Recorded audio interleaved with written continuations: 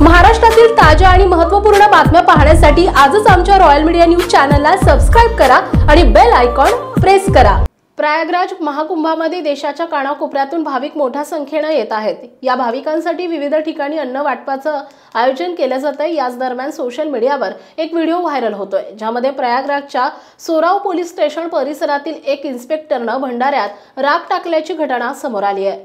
त्यामुळे संपूर्ण अन्न खराब झालं। व्हिडिओ व्हायरल झाल्यानंतर डीसीपींनी या प्रकरणाची दखल घेतली आहे आणि इन्स्पेक्टरला निलंबित केलंय आणि प्रकरणाची चौकशी करण्याचे आदेश दिले। सोशल मीडियावर व्हायरल झालेल्या या 9 सेकंदाच्या व्हिडिओमध्ये रस्त्याच्या कडेला मोठ्या भांड्यामध्ये अन्न शिजवले जात असल्याचं दिसून येतं।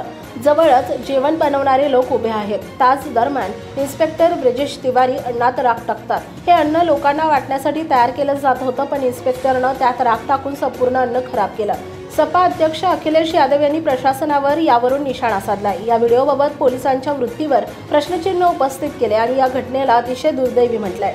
महाकुंभमधील लोकांसाठी अन्न आणि पाण्याची व्यवस्था करणाऱ्या लोकांसोबत हे असं घडत आहे। राजकीय वैमनस्यामुळे चांगले प्रयत्न वाया जात आहेत। जनतेने दखल घ्यावी असं त्यांनी म्हटलंय। मीडिया रिपोर्टनुसार ही घटना प्रयागराजच्या सोराव परिसरातील फापामऊ सोराव सीमेवरील मलाक चतुरी गावात घडली, जिथे भाविकांसाठी भंडारा आयोजित केला जात होता, परंतु परवानगीशिवाय भंडारा आयोजित केल्यामुळे जेवणात राख मिसळून ब्रिजेश तिवारी यांनी नाराजी व्यक्त केली। महाराष्ट्रातील ताज्या आणि महत्त्वपूर्ण बातम्या पाहण्यासाठी आजच आमच्या रॉयल मीडिया न्यूज चॅनलला सबस्क्राइब करा आणि बेल आयकॉन प्रेस करा।